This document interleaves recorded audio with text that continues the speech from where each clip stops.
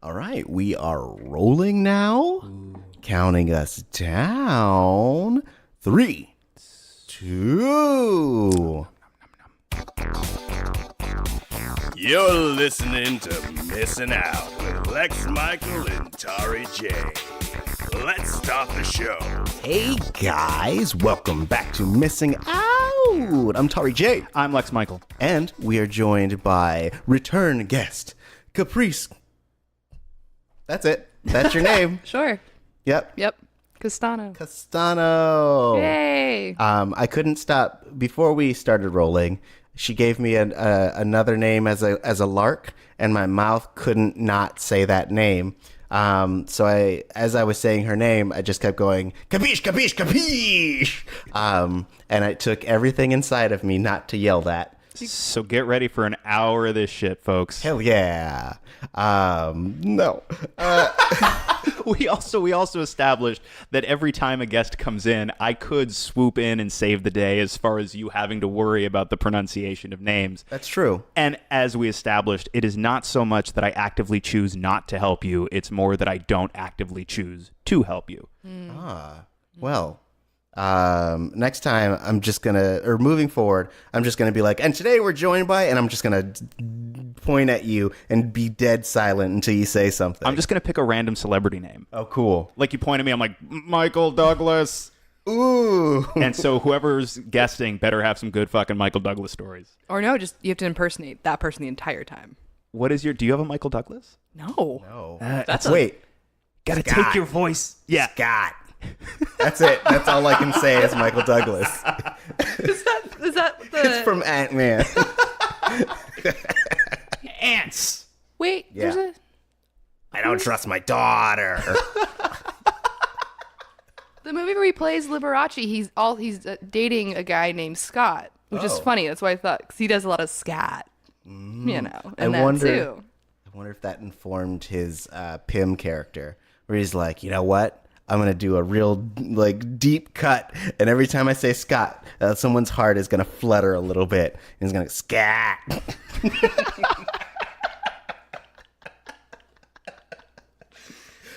Oh, jeez. This is good. Good start. Thanks.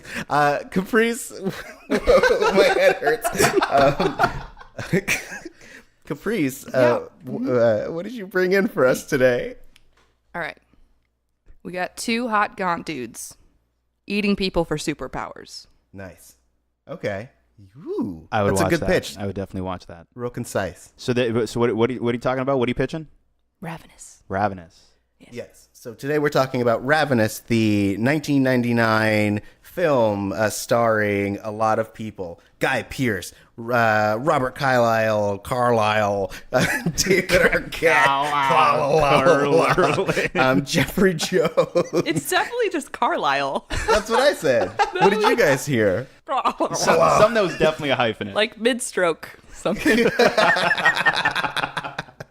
Yeah. I like the fact that this is your second time bringing a movie with Jeffrey Jones in it. Thinking about that. Yeah.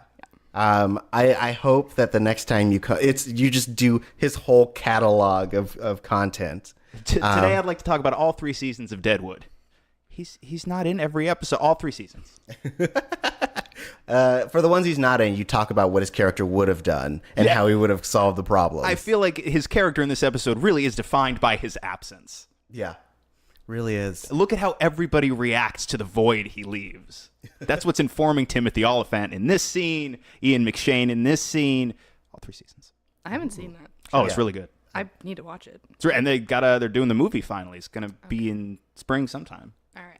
I'll get on that. I'm excited. I'll be back. Ooh. So much hype. But right now, guys, we're talking about Ravenous, the 1999 film directed by Antonia Bird, the second director for this film. The first one got fired after 2 weeks. Is that why the tone is batshit crazy? Yeah, it's weird.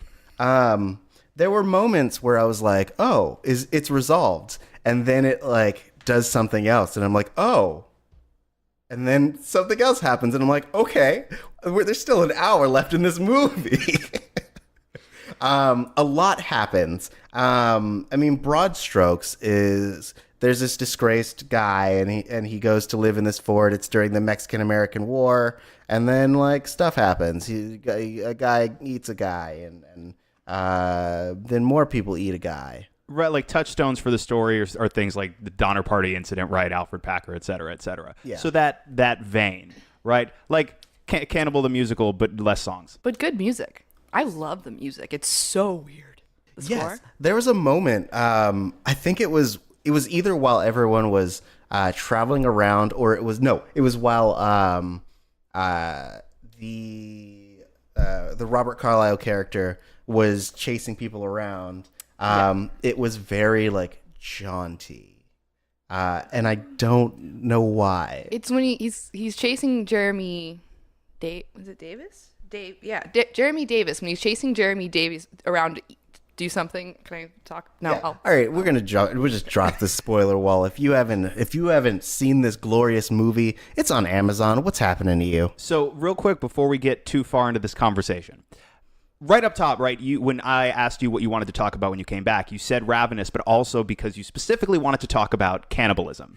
So really quick, before we move on too far, a couple of things. But first, real quick, pitch cannibalism to us. Like not as far as this is a practice I think you guys should engage in, but why that? Like, why is that something that fascinated you enough that you were like, yes, boom, that's exactly what I want to talk about? Well, I have some pamphlets as to why it's a positive thing. No.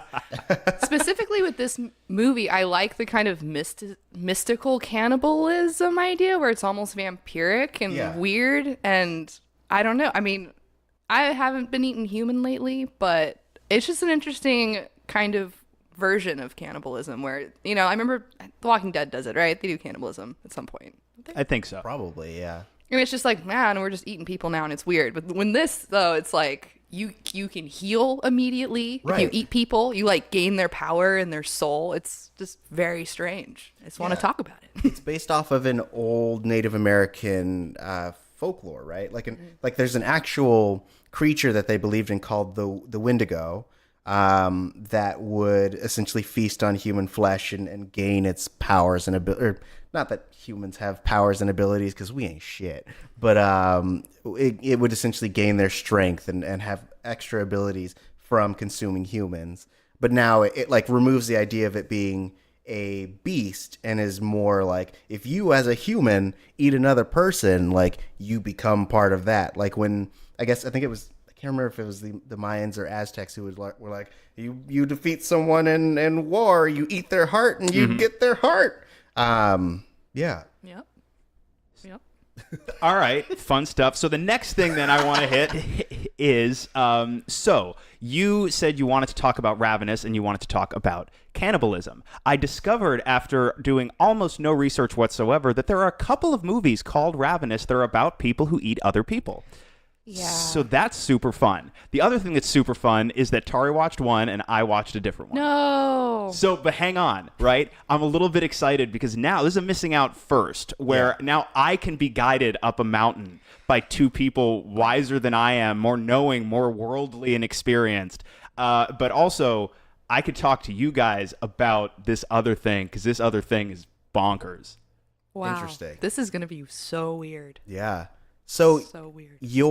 I guess we should front load what yours is about. It's the 2007 version, right? 2017. It's yes. It's on Netflix. It's not the same story. It's more of a zombie thing. It's a French-Canadian zombie-ish movie where they're not dead. It's, you see like a virus, some kind of rage virus subbed in for being dead in zombie stories all the time. That's sort of your baseline. Opens immediately with people just being eaten and torn to shit. But as you progress through the movie and you travel with these characters who are trying to survive like one does in that scenario, you see these little hints, these tastes of a wider mythology that hint at some sort of zombie religion where they're stacking, like they constantly walk by these giant towers of stacked chairs. and whatnot, like these big idol type structures that the folks with this virus have been assembling for reasons unknown. And then you got at least one dude who makes this, he's infected with this virus, makes this giant shrieking noise at the sky like a pterodactyl or like one of the people in Invasion of the Body Snatchers. This thing's wild, man. There's like blood going every which way. Got people getting eaten, people taking big old bites out of each other, fucking like geysers of blood and shit flying at the sky. It's pretty gnarly. Interesting. And it's in French, so it's soups classy. Ooh, how do you say zombie in French? I don't know. Le zombie. They don't actually. They're not. But it's a story where it's basically a zombie type thing, but they're not zombies. They've got this thing, and it works the same as zombie shit. But blowing my mind. A lot of people get eaten between these two movies. Well, at a certain point, I looked at the fact that there was more than one, and I had a conscious moment of, do I confirm which Ravenous you were talking about, or do I roll the dice? And I rolled the dice, and I'm kind of glad I did, because if I hadn't, I wouldn't have seen this thing with the stacked chairs and the screeching infected guy. Can I say, this is a side note. Every time you talk about these like stacked chairs, in my mind, it's not a thing that's happening in the foreground of the movie, but as they're passing them up, I see Eddie Redmayne singing Empty Chairs from Les Mis, just like in the background, swinging on the piles of chairs, being like, empty chairs and empty tables where my friends once laughed. It's just kind of echoey in the background, like just under dialogue. Right. You're just like, no one pays attention. It's like how zombies are treated in the Walking Dead, in that like they're just wandering. They're not like important unless they need to be, but he's like, no one ever acknowledges it. It's just a thing that's happening. What? I was waiting to see where it was going, and then I realized that we're here. We arrived. Yes, it was a side note. We were on the side. Now we're pulling it to traffic. So your movie is more zombie like. It's in French. It has more of a like 28 days later feel to it. Closer to that than like a colonial, we're stuck in the woods type deal. Got it. Okay. But so this creates a scenario that I'm actually quite looking forward to, wherein now that we're dropping the spoiler wall, y'all can just walk me through this movie that I have not seen and answer any questions I may have thereof. Oh, please do us Jesus the honor Christ. if you can. Well, first I'd like to start off with the most wacky credit sequence with text flying in and out. Did you notice that? That was absurd. Yes. And I didn't notice this. Okay, I do have a story. Should I tell the story of how this movie came to exist? Please. It's actually really hilarious. Yeah.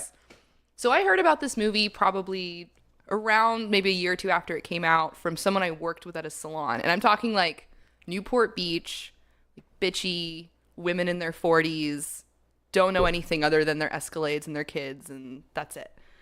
And there was this one day we were talking about movies we like, and she's like, total vocal fry, like, oh my God, like Ravenous is like such a good movie. And I was like, I vaguely know that's about cannibalism. Why the fuck is that your favorite movie? Like, it was so strange to me. And I kind of just put it out of my head for years. And then I watched it recently, actually like right when Lex hit me up to do the podcast, and I was like, this movie's crazy. But then rewatching it today, I was like, okay, I was focusing on a lot of other things because there's so many twists and weird things that happen in it. Yeah. Then when I watched it knowing what was going to happen, I'm like, this movie is so fucking weird and crazy. And I don't even know, like, I like it, but I'm like, what the, like, the fact that there's two directors involved makes sense because the tone of it shifts all over the place. I think the two main actors are supposed to be into each other too, kind of. I mean, they do. They like, die in each other's arms. Yeah, that's how it feels. But it also there's a line in there where Jeffrey Jones is like, being a cannibal's a lonely life. So it also is this feeling that they're the only ones who will understand each other. But I also I ship it real hard. I'd be like, yeah, bro. All right, so let us give you context. I have my first question is, explain, if you can, the two directors thing. I don't remember why the first director was fired, but they Started were eating people. Yeah. They were like, I have to know. I'm method like this. Me and Daniel Day-Lewis. But no, the first director was fired after 2 weeks, and then Robert Carlyle essentially it was like, hey, I worked with Bird on a couple other movies, had a really good experience. Bring her in, and I think it'll turn out well. And that's how we ended up with the director that we have. And that's as far as the information I have on it goes. Like, I wasn't there. But, yeah. You weren't? So I wasn't. I would have liked to be, though. So you're on one set. You're in Canada. Or, Yeah. No, France. Or no, Yeah, you're in France. Okay. And you were wherever that was filmed in. Yeah. Okay, great. That Nevada. might have been Canada. Nevada. What? Because the movie takes place in... All right. We got to give you so much context. I know. I'm so looking forward to this. This is great. All right. It's like I'm listening to a podcast. Right. So we're gonna do this. Best friend style. I'm gonna start saying stuff, and then whenever you have something, jump in. And we're just gonna do it that way. My best friend. Oh my gosh, this is my best friend. This is Caprice. All right, me and Caprice just watched this movie. It's called Ravenous, right? And so this guy, played by Guy Pearce, He's so hot. Actually, he's like really hot in it. he is. Everyone's super young. They're like the youngest I've ever seen these actors, and they're all super hot. Like I wouldn't expect from what I had seen Guy Pearce in, which is mostly old man makeup and as a dragon type person. I don't think that I expected him to be like handsome leading man Guy Pearce, but that's what he was in this one. You'd never seen that? No, I had never seen Wait, did it. you say a dragon?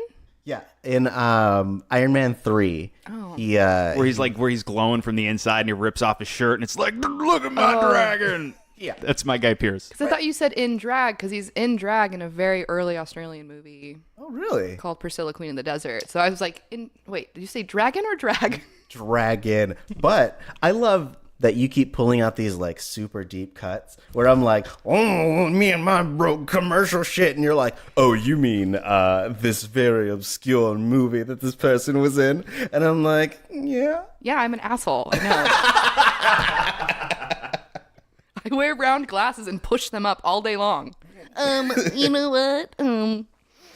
So Guy Pearce is disgraced because he sort of. So what happened was he was in the Mexican-American War. Okay. And he was a coward. He like played dead while they were in a battle, and then he was piled on, like he was in a dead men pile, and then while he was there, the blood of his friends were just streaming down his throat, and then he woke up and was like, you know what? I'm gonna take this place. And so he goes in, kills one dude, and then the enemies, the Mexican enemies. No. My question is, so he decided he was going to hide, play dead out of pure cowardice. So then what happens then that makes him go, now I'm going to kill them? Well, now I have a theory. When you said, did he start drinking? Well, he didn't eat humans at that point. I was thinking maybe the blood. Is that part? Is that supposed to be part? I didn't even think about so, that. yeah. Oh, so he got the strength from the human blood, I guess, to get up and kill some people. Okay. Yeah. So that was one of my favorite parts about this movie is how complete the mythology is. And they found a way to like tie in this main character in that like he made it a point of specifically being like the blood was running down my throat, and like the first scene you see him in, he's sitting there and all of his friends are like gobbling meat, and he just can't do it because it reminds him of all of his dead friends. And so, but that's not important yet. Okay, so it's foreshadowing of some kind. It's like the first 3 minutes of the movie. Okay, so a lot of bloody meat stuff happening already. Oh yeah, it starts with a bunch of just stuffy war dudes just stuffing fucking meat in their throats. So gross looking too. Yeah, it's disgusting. But since he did a good thing, but he did it also while being a coward, they were like, look, we hate you. We're going to send you to this small fort in Nevada. California, right? Yeah, in California. But I think like northern because it's snowing. Right. I think Like, this it's is like LA. it's like the Sierra Nevada mountains in California. So it's like closer to the California side of Reno. And so he gets sent there with a bunch of other people who are basically useless. And he's pretty what I would describe as like what old people would describe as shell shocked, but he's very much like PTSD. From drinking all of his friend's blood. Yeah, that would do it. I would think. I mean, yeah, that was a lot. A lot of blood, or a lot to process emotionally. Both. I I think at the point where you're piled up amongst your dead friends and their blood is running into your throat, I think there's a lot to just kind of like, wrap your head around. I imagine too, once you realize you're developing a taste for it, it would sort of reframe your sense of self, right? Your personal identity and so on. Right. Like you can no longer ever be someone who didn't eat someone else again. Yeah. It's very much the theme of this is like once you go human, there's no going back. There's no way to rhyme any of that. Yeah. Are you trying to think of a rhyme too? I'm trying so hard. Just keep talking vamp for a while. I'll come back. Okay. Once you go man, no. Everything else is bland. Yeah. There we go. I love it. The meter's a little funky, but the rhyme's on point. But like once you put it together, once you go man. Wait, what? Once you go man. Okay. Everything is bland. There we go. Yeah, Sorry, I'm getting like talking about this movie is making me tired. No. No, because Guy Pearce is like he just seems so exhausted because it's like the whole time it's like he's just getting like really fucked up. Like everything bad happens to him. Yeah. So he goes to kill these people. No, he doesn't. He's at this fort, and then Robert Carlyle's character comes in and he passes out, and they're like, "Yo, what happened?" And he's like, he tells this really sad story about how. But he's not part of their like group. He like stumbles onto the fort and is like, "Oh, I'm sick," and then they take care of him, and So that was a really good Robert Carlyle. Oh man, really nailing that Scottish accent. But yeah, so he tells a sad story. Yes, okay. I was gonna ask. So, like, what's his deal? Where did he come from? Why is he infirmed? He was on a trip with this two families and a colonel, Colonel Ives, and Colonel Ives was like, "Yo, I know this super special secret passageway. Let's go." They get lost for about 6. They get lost for what? I think it's 3 months, right? 3 months. Okay. I think. A long time. And so first they ate the oxen, then they ate the horse, and then they ate his baby dog, and then their belts, and then each other. And so they're like, well, so there were 2 people left. Ives and Miss McCready. Miss McCready. Oh yeah, it is Miss McCready. Yeah. Didn't even look at my notes. Bam. Oh no. So I dabbed for those at home, and it was terrible. So yes, and so they go to rescue Mrs. McCready from Colonel Ives, who has the hunger for blood. Okay. And once they get to the cave, they realize that all 6 people who were there are already dead. And so then at that point, Robert Carlyle's character starts killing everyone. Everyone at the fort. Yeah, but they're at the cave at this point, so he basically led them into a trap. Got it. And then he like goes. His eyes in this movie are insane. I don't know if they like did something to them, but they're literally black. Yeah. It's really terrifying, and he's just like walking around with like blood in his mouth the whole time, just kind of like staring at everyone, and it's like actually really scary. Yeah, it's super unnerving. So is he sort of infected with blood desire then? Sort of. So he's a straight up cannibal. Yeah. Right. But so the way you're making it sound so far, especially when you talk about the mythology and comparing it to, say, vampirism, and what I'm gleaning so far about Guy Pearce's trajectory, which begins with him ingesting the blood of his friends and then eventually developing a taste for humans, it feels a little bit like, almost like it functions a little bit like an infection of sorts.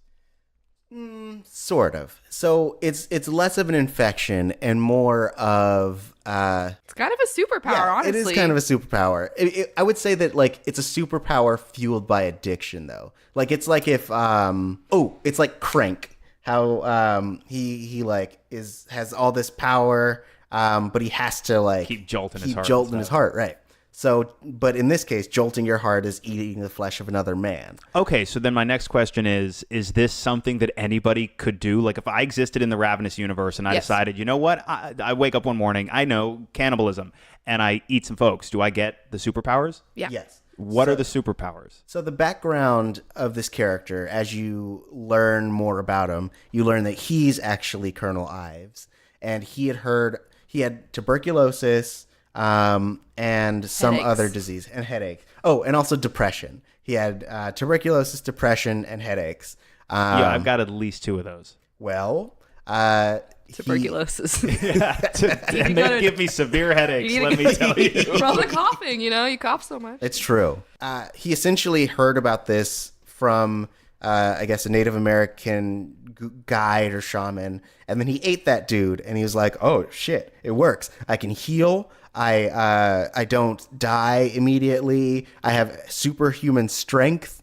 And it makes him happy. He literally says, like, I was happy all of a sudden. Yeah, It's crazy. it's like it's a cure-all. Like anything that it ails you, you're good as long as you're slurping down some dude. Okay. You. I'm not going to make you walk that back. I'm going to ask you to consider whether or not you should. No, I stick to it. I double down. Yes, slurp it up. Just like the stew that they made out of Dr. Knox. Essentially, after Robert Carlyle, or Ives, so basically once Ives kills everyone except for Guy Pearce, who throws himself off of a cliff because he's scared, and breaks a leg and hides away for a few days. Wow. Fucking wimp in this movie. I love it so much that our main character's just like, he's just like scared through the whole thing. Just like, fuck it. Fuck my leg. I'm out. I mean, it beats being eaten, I guess. But ultimately, he dies next to Neil McDonough. Neil McDonough. Damien Dark? Yes. He dies right next to him. That guy is an asshole. He plays this guy named Reich, and he's super ripped, never has a shirt on, and is really mean to everyone. Classic Neil McDonough character. Doesn't fit in the time period whatsoever. whatsoever. Not at all. But when he's dead with his eyes open and smiling because he tries to strangle Guy Pearce, that part confused me, that he was like trying to. I feel like he was trying to strangle him because of his cowardice.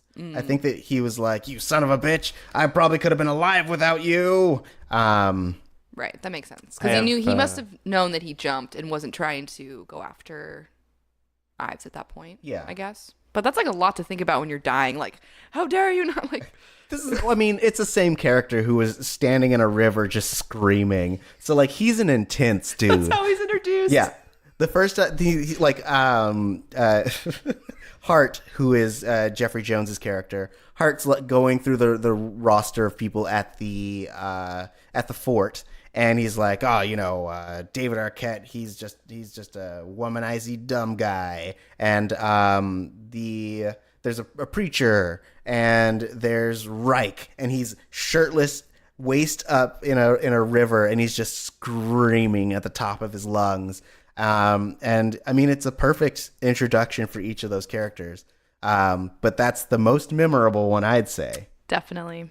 I agree with that. So go back for a second. Okay. Who dies next to Neil McDonough? Does Guy Pearce die next to Neil McDonough? Neil McDonough dies next to Guy Pearce. Got it. And so Guy Pearce hangs out in the forest for, I want to say, a couple days. They keep showing the moon. Yeah.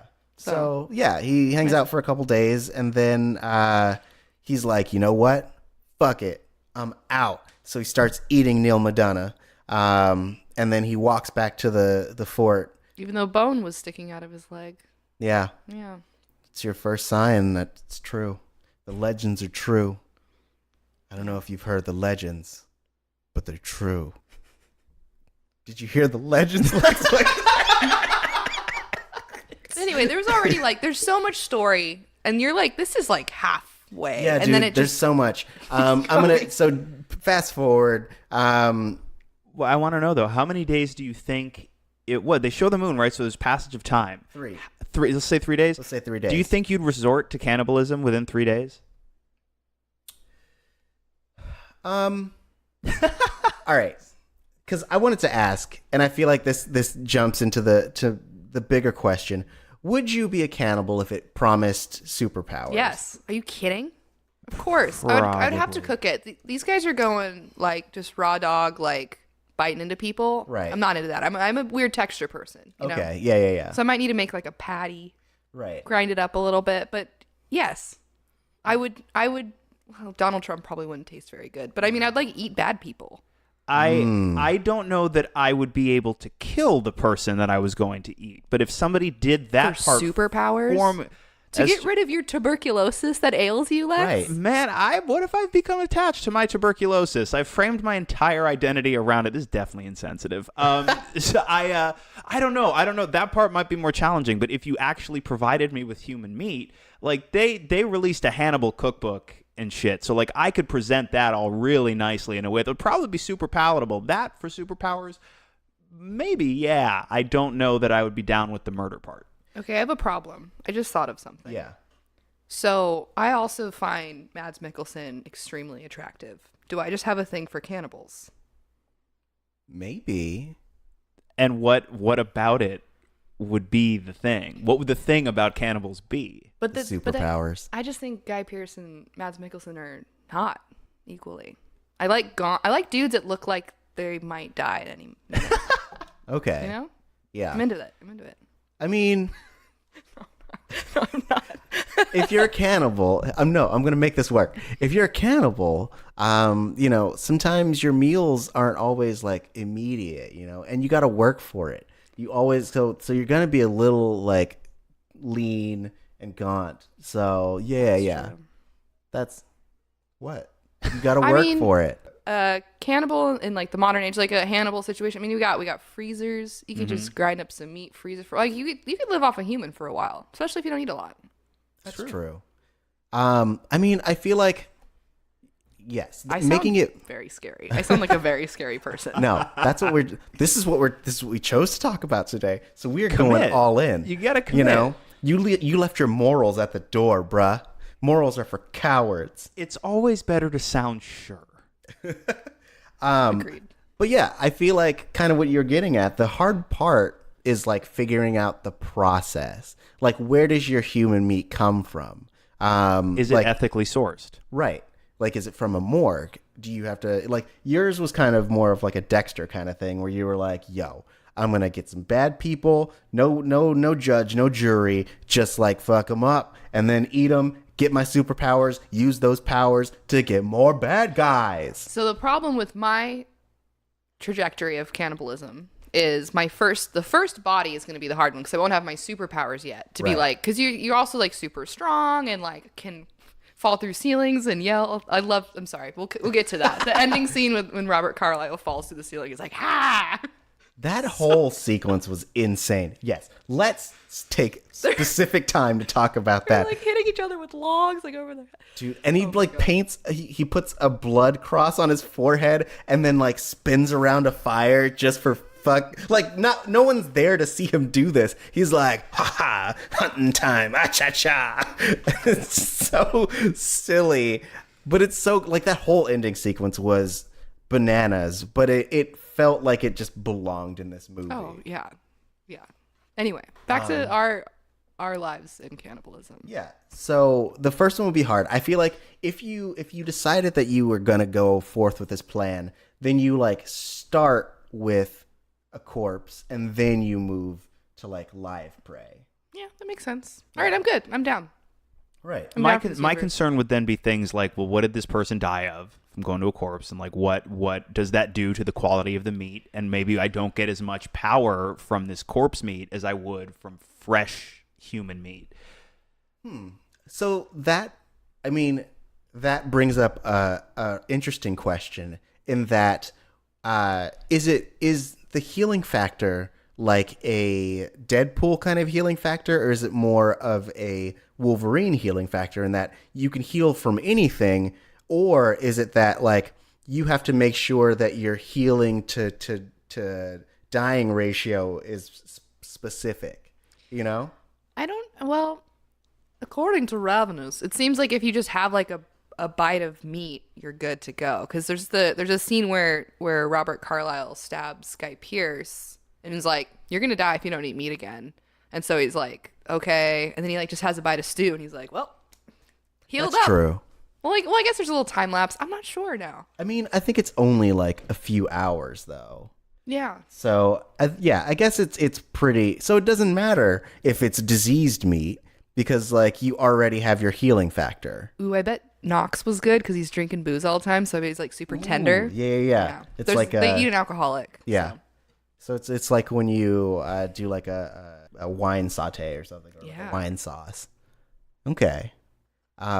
So any other concerns? Looks so confused. I'm just trying to piece things together, right? Because okay, so you've got your healing factor from eating any meat, right? But I'm still wondering, right? Like, if say somebody died of some kind of disease, and that's the first body you eat, I feel like it would be a race between the healing power taking effect and the disease killing you. Well, I mean, yes, but I feel like you might as well, like, if you're actively planning, it's not like you were just stuck in a spot and you're like, I guess I got to eat this corpse. Like, you can pick who you're gonna eat for the first corpse. Like, it's not a circumstantial thing because you're already making this plan. Sure. But then, okay, then this still raises a whole bunch of other questions. Like, obviously, you're going to eat the body. Yes. But eventually, somebody's going to come looking for that person. So, like, for example, what do you do with the bones? How do you make sure that you don't end up becoming a suspect if it's somebody you know, right? Like, how are you gonna maneuver that body in such a way where you could sneak it back to your little cannibal cave and chop it up and eat it? I have questions about the logistics, sir. I have questions as well. My main question is, does it have to be like a whole human? I'm wondering like how much human you really have. So like if let's say that my buddy was collecting his scabs, could I just eat his pile of scabs and get the same power? I'm gonna fucking throw up right now. Yeah, like that's not. I don't think that would do it, right? Like that's not meat, you know? Like that's just. It feels like it's got to be flesh because like if we're talking about like the blood dripping down his throat and it Right. kind of did some little something, but it's like it's not until Guy Pearce actually like eats half of a dude Right. that he like can just get up and walk with a bone sticking out of his leg.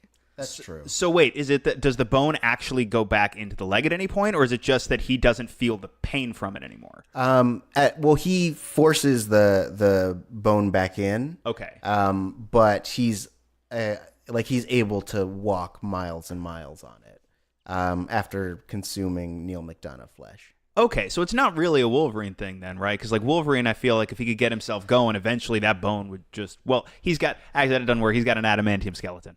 Right. All right, I walked this all back because that was useless. We shouldn't have gone this way. There was a fork in the road, and we should have gone the other way. Well, let's just try and cut through the trees. You got your big sword? I do. Cut through. Ka-cha. Wow, look at him go. Look at him go. Ka-cha. Yeah. So I mean, but then I guess technically your first taste could be just blood. Then you could go to a blood bank, maybe drink a pint, have a pint at the blood bank, guys, and then get your face together. And then you can start your spree, and then like take a few pints just for like in between, because I imagine human hunting is like hard. Or take a leg. Like, what if you went to a morgue and just took a leg? You could probably bribe a mortician for that. Yeah. You could be like, hey, like, I'll give you a little taste of the leg, and you can also have superpowers. Just let me take the leg. But that could backfire on you because then maybe the morgue attendant keeps all of the flesh for himself, and then you have to kill and eat the morgue attendant. But then my next question would be, what is the source? Do they explore what the source of the powers are? Like why eating the meat of other people imbues them with additional strength? Is it like they assimilate the power, the being, the energy of the other person? And then my next question would be, if you eat somebody who's been eating people for like a year, do you assimilate all of the power exponentially? I mean, Those things aren't really explored. I mean, definitely I feel like the power comes from just general life force. right. So yeah, they make it seem as like it's a spiritual thing in that like it's an old Native American folk tale. And so the assumption is that like you were essentially taking their spirit. But the implication, or I guess it's overtly said, at one point Robert Carlyle is like, hey, I know what it's like to feel that rush and then feel it slip away. So like the effects seem to be like on a bell curve, and that like you rise and you fall. So like you couldn't, even if someone had been eating people for over a year, you wouldn't be consuming those people's like essence, because that would already be pooped out. It's kind of like vampirism. You know, it's like you drink some blood, you feel great for a while, and then you need another fix. But I also think with what it seems like with this as well is that the more you do it, the more you want it, and the crazier you get, right? Yes. Because you'll do anything. Because like it also feels like in order to make it a part of your life, you have to essentially like cross a moral line, and it's a line that you can't go back from. Like even if you wanted to, like once you've crossed like that threshold, your whole body succumbs to it. So like the beginning where we have Boyd, Guy Pearce's character, and he's super sad and just kind of hanging out in assorted corners, being sad. It like on a second watch or like in retrospect, you could imagine that whole time is him wrestling with his desire to like eat human flesh, and so he's trying to keep it to himself so that he doesn't go forward with it. That makes sense too, because he gets very curious about the lore when he learns about it. Yeah. Later on, yeah. I never thought of. I totally like missed that whole part, that the blood is a thing for him in the beginning. Wow. It's cool. It's good storytelling. Yeah. Good job, original writer. Should we explain more of the movie to you? Please do. No. I am so intrigued by the. I'm seeing elements of it in my head, but because you're telling me about what's happening, you're not necessarily painting specific pictures, except of Neil McDonough standing in water screaming. That was very great. That definitely gave me an image. What I'm picturing, every element seems so completely disjointed from every other element. It feels, what I'm picturing in my head as you're walking me through this is a bunch of different characters from totally different movies thrown into different scenes, parts of which are themselves ripped from different movies. Right. It's quite a thing. Would it help if we started referring to them as their other characters? So Waylon's hanging out with Rumpelstiltskin, and they're like, yo, eat human flesh, son. And Waylon's like, I'm going to build a robot. And then Who is Waylon? I don't know any of this. Waylon is Guy Pearce in Alien Engineers or whatever. Waylon, that's right. Yes. When he's in the old man makeup, I'm with you now. Gosh, guys, keep up. I was hearing Waylon like Waylon Jennings. I don't know who that is. Not Guy Pearce. Okay. You want me to paint you a picture? Here's a picture. So we get to our final showdown where we have Guy Pearce ready to take out Robert Carlyle, because Ives, Robert Carlyle, is like, yo, we're going to take over this fort. People are going to be coming west to get that sweet, sweet gold. Maybe some of them will disappear. Maybe we could live like kings for the rest of our eternity, baby. Join my sweet, sweet vampire coven.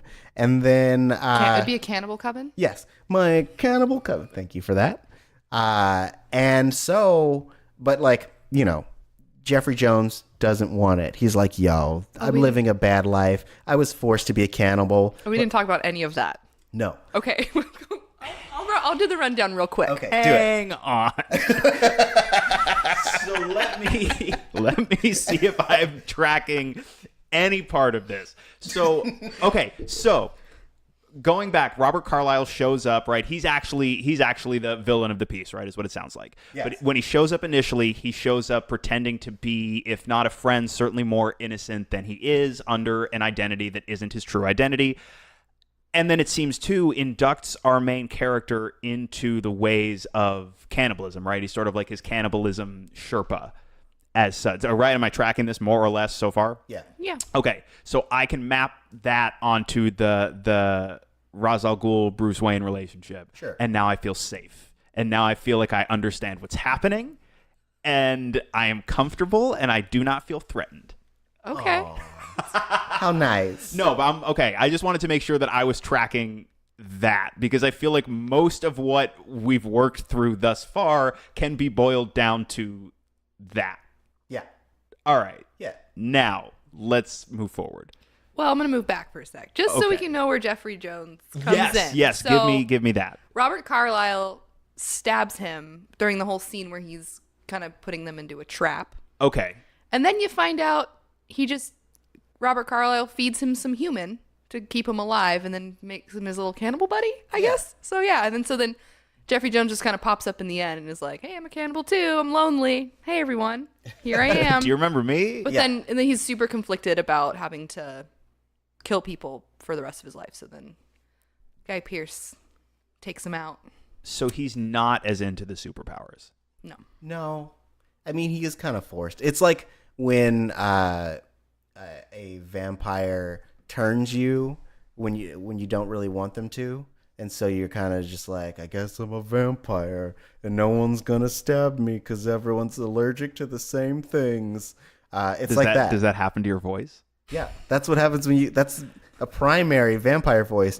Hey, I'm gonna go drink some blood now.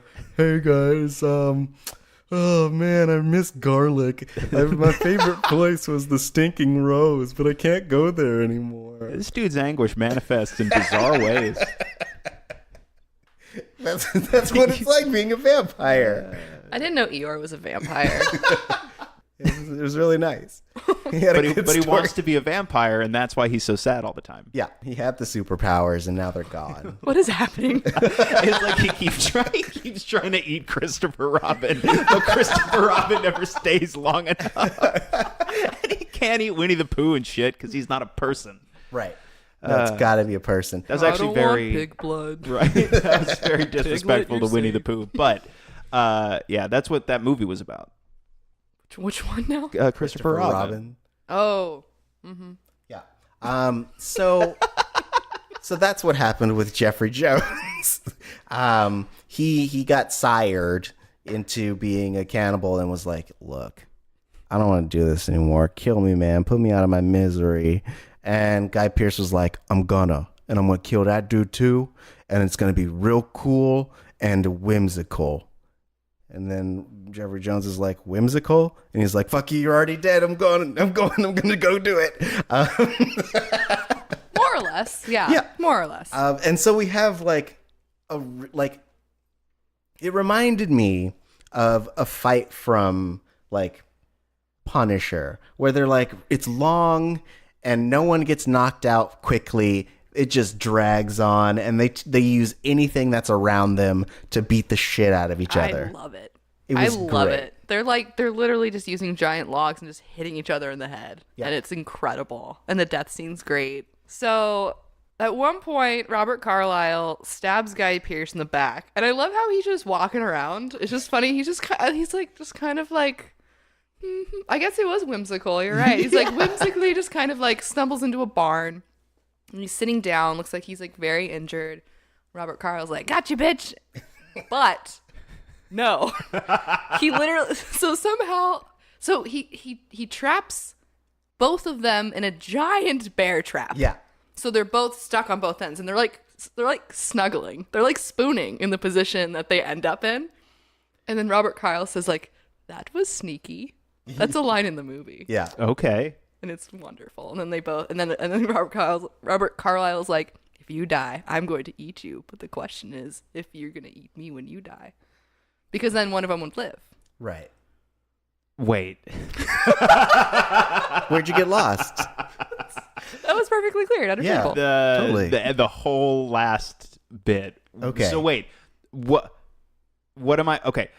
Do they? Is there do you- some reason? do- Is all there right. some reason they both need to die, or is it that Yes. not? Okay. The way I'm the not trap, clear on the way that. the trap was set, it had to be like he had to set off the trap where they're like his like Guy Pearce is kind of on top of him a little bit. They're like So struggling, and that was the way to get them both in a bear trap. So Snap 'em. they wrestle onto the bear trap, and then Oh, that's- Guy Pearce puts his head down on the like lever, and it smashes down on both of them, essentially like, clamping them not in half, but like they're pinned. And so so the choice that Guy Pearce has to face is either he eats Robert Carlyle and heals from the pain, or they both die, or he dies first. So his whole thing was like, I gotta live longer than Robert Carlyle, and then I have to die because why would he want to live with his cannibalistic ways? I was not clear on whether by that point Guy Pearce was down with being a superpowered cannibal. Oh, right. We didn't go over that. No, he's never been down. No. Okay. Yeah, he's never been into it. He's just been like, so yeah, there's a whole point where, like I said, like Robert Carlyle was really trying to get him to be into eating people. And so he basically, yeah, I said this already, but he stabs him and he's like, you can just die if you want. He's like literally spitting up blood, and he's like, fine, I'll eat. So put it in terms that you can understand. Yes, couch it in things that make me feel safe. It's like Ra's al Ghul being like, Bruce Wayne, you have to kill. And Bruce Wayne's like, no, I don't kill. And then him being like, what? He's fucking like, I won't kill you, but I will eat you after you die. Fucking Ra's al Ghul's like, wait, what? Train crashes. Sorry, wrong movie. Yeah, so that's The police show up and to investigate the train crash and shit. Stuff's on fire. There's sparks everywhere, and they're like, "What is that?" And you just see like this cape moving around, and you hear like and shit. And Batman turns. He's got fucking blood all over his like the exposed mouth and chin area. Well, he's the only one without actual superpowers, so maybe he needs to get on That's that true. cannibalism. That was his thinking. Yeah. And technically, it doesn't violate his moral code. Yeah. Maybe Batman's been a cannibal this whole time. That's how he's super strong. Yeah. Yeah. So that's the movie. Yep. That's the movie. So wait, so they both die then? Yes. Okay. Spoiler alert. So is that just how it ends? Like, is it just like, okay, they die, that's the last scene of the movie? Or do they die and at the end somebody comes in and turns and is like, this, look at how bad this is. They are sure dead. There is a moment. They got a big pot of human stew going. Yeah. It's Knox, the alcoholic they kill, who's also a doctor. Is he a doctor? Yeah. I don't know. Okay. Well, I don't know who's coming. Who are those people? Okay. I stopped paying attention to like other people because I'm like, these three guys just trying to eat people. That's all I care about right now. Right. I'm super into this. It's the only important. Like in my mind, I was like, "Yo, this would be a dope sequel if this like cannibal coven and they're just hanging out, being like, yeah, come on, come hang out," and then when they eat them. But yes, it was the Colonel who didn't like Boyd, and it was That's Guy Pearce. George's sister. Yes. So That I actually managed to track. Okay. George was a Native American who was hanging out at the fort, I think before they had even started serving there. So they were saying that like George and his sister Martha came with the fort, and they had been tending to it, and they will never leave. George is murdered at the cave, and then Martha comes in, sees their body, and is like, huh. Closes the door and then leaves the fort forever. Yep. That's about right. Yeah. But then there's people on their way. I guess it's a general. He eats some human stew and is like into it. So there's at least one more cannibal left. So, But he doesn't even know. He has no idea. So he's just gonna like wake up one day and be like, you know what sounds good? right. But so the cycle will begin anew then, right? And this cannibal can ostensibly create other cannibals. Yeah. I mean, cannibals don't need to create cannibals. Well, they don't need to, but you would think, right, if you're super into eating human meat, you'd be like, hey, join my meat coven. Yeah. Be my meat brethren. Though I feel like it's just more competition. I feel like. Do you think it becomes like a Highlander thing at a certain point? Yeah. Well, I guess more like an apex predator kind of thing. Okay. Well, because All right. there can only be one apex predator in an area, Right. And so at a certain point, you're like, look, you're killing people in my area, and I'm running out of people to eat. So like, I need you to go. Right. Yeah. You gotta go. Yeah. Your time's up. Go to Baltimore. Oh, Yeah. okay. I don't know. That was the first place that came to mind. Are you from Baltimore? No. Okay. no. The way curious. you reacted, you were like, It was just a strange choice. Why are you sending cannibals to Baltimore? Is my question. Because it's far away from California was my thought. Fine. Go to... Let's not. Stop sending cannibals away. Yeah, you've already offended the entire city of Baltimore. Stop while you're ahead. Sorry, Baltimore. I didn't mean to send a cannibal to you guys.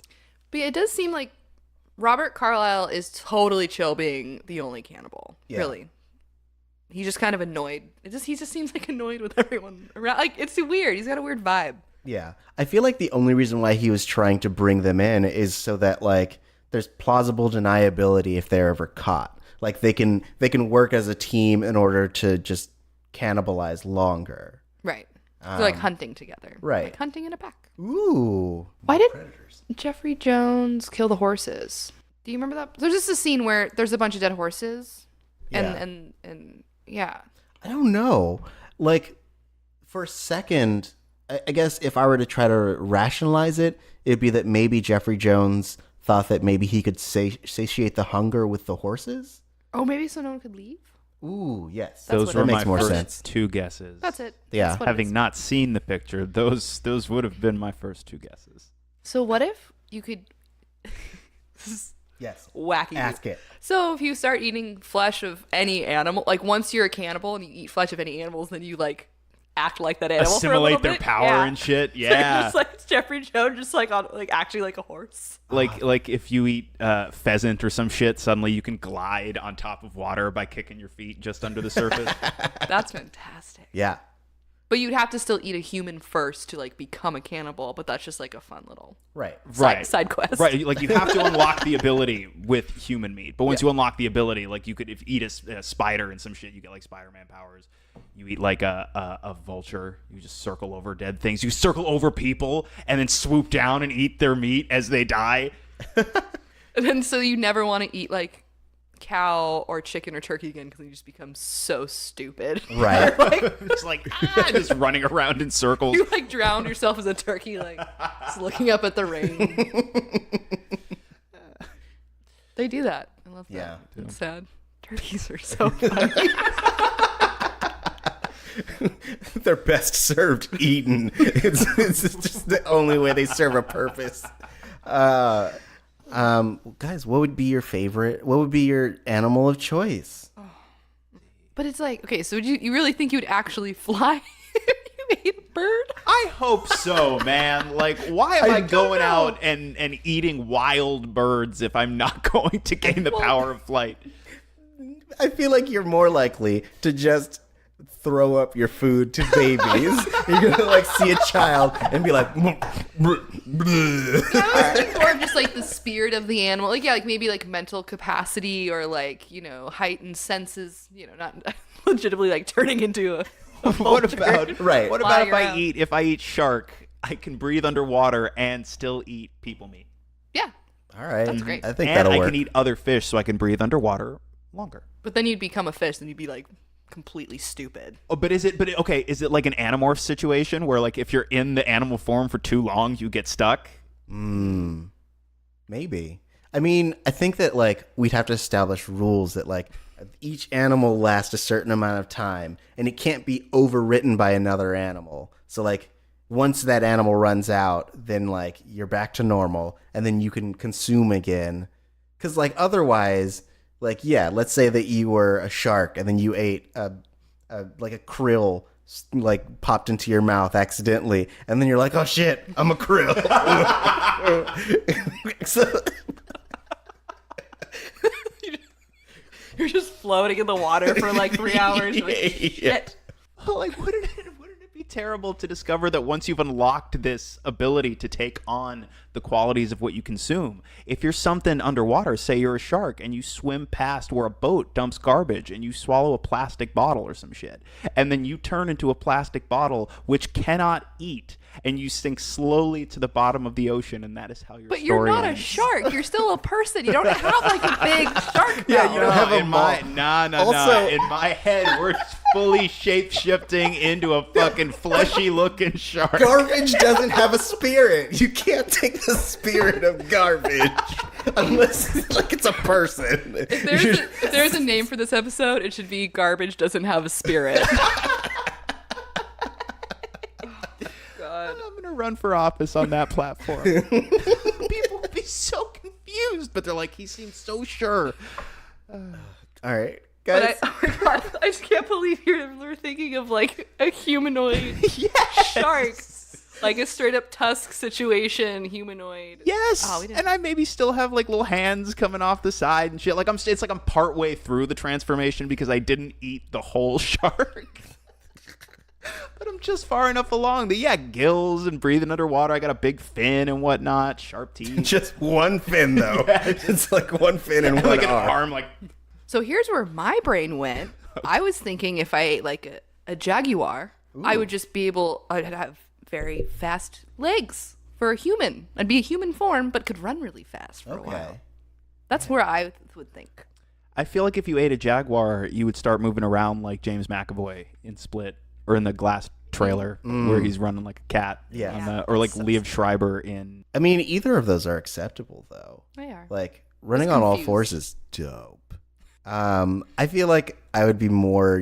I feel like I would be really utilitarian. So I'd like have a utility belt of different animal things.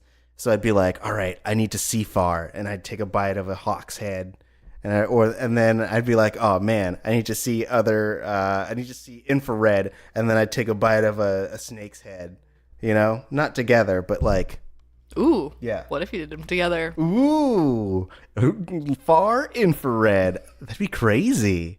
I guess how would that work if you like, let's say you made a multiple animal stew. Like, would you get all of those animals at once? Or is it the last one or the first one that like hits your body? It's probably, it'd probably feel like you're on drugs. You'd probably like just have all these like wacky things going on in your head. And you're like, whatever one you had the most of would probably be the most prevalent. Yeah. But you'd just be like, I don't know, I'm kind of bored because of that cow I ate, and then like, oh man, also feeling a little hockey too, but You're making noises nobody's ever heard before.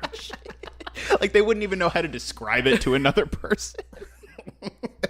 Like they record it and they take it to the scientific community, and this panel of scientists listens to it and just start weeping quietly.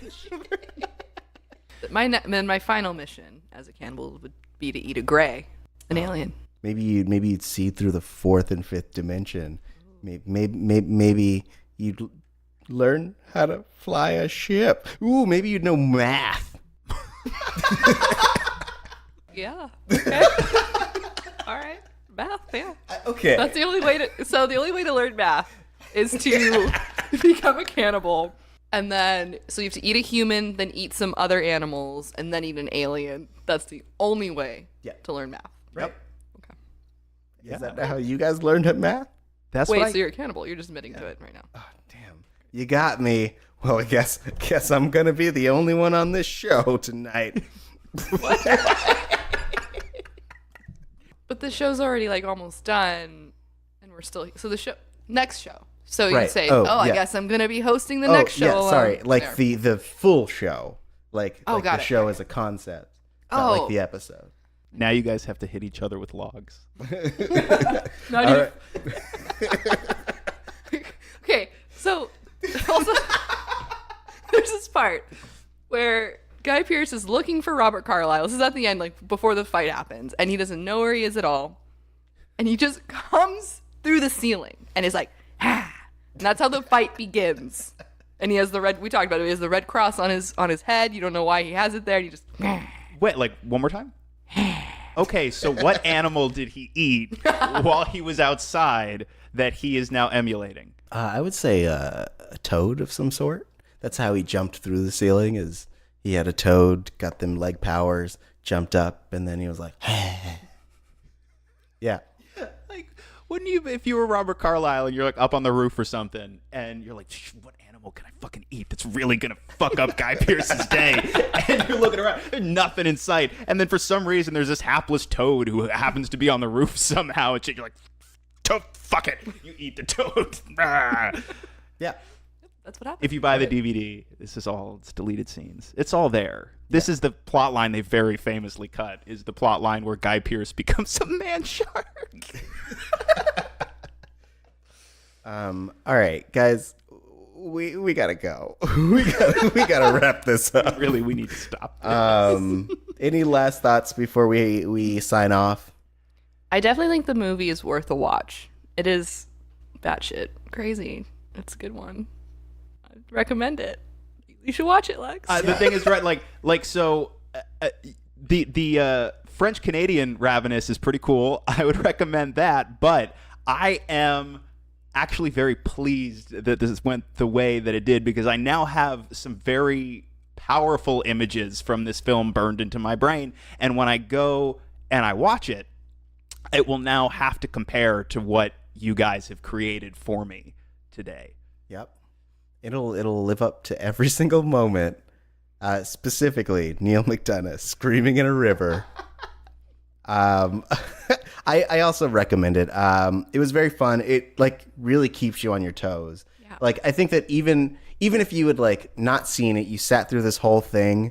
I think that there's literally no way to actually spoil it. You'll know things that happen, but you got to just sit and experience this thing as a whole, because it's bonkers. It's so good. I think it's good. It's so generally engaging the whole time. I'm really bad at getting distracted during movies, especially if I'm just watching it in my bedroom, getting on my phone. Both times I've watched it, I'm amazed at what's happening on the screen, that I'm just is this really going on right now? Is this music really also it's full of weird folk music. Yeah. It's upbeat. It's good. A+ actually. Okay. Yes, 5 stars. This sounds like a stars. tonal masterwork, Yes. as far as I'm concerned. I am going to watch this movie. I may, in fact, go home and watch it after we finish this recording. Y'all both going to hear from me. Awesome. Good. You're just going to get a lot. You may, in fact, put your shit on silent, because you may get just running message commentary from me. Good. All right. You I'm don't looking have my forward to number, it. so great. Oh, he'll find you. You come to my house. Yeah. Hey. He's not a shark. The fuck is this? Guys, thank you for listening. We hope you had a good time. Let us know what kind of animal you would like the powers of. And let us know if you had to do cannibalism for superpowers. What would be your method? Would you be a Dexter type like Caprice? Would you be a morgue hopper like Lex? Would you form a coven like myself? Let us know, guys. You can do so at Missing Outcast. That's on Twitter and Instagram. Caprice, where can people find you? Strongman Films all over the place. Lex? I'm on Twitter and Instagram at the Lex Michael. Awesome. You can find me at Tari J, TaurijJay. If you have a chance, hit us up on the Missing Out hotline, 978-MISSOUT. And you can also, if you are feeling generous, you can go on any podcast platform that you listen to and leave us a rating or review. We read them sweet 5 stars. We really appreciate your patronage. I am sure that's the word we're looking for. But we appreciate you guys listening and staying with us week after week. So if you want to show some love, we would be glad to take it.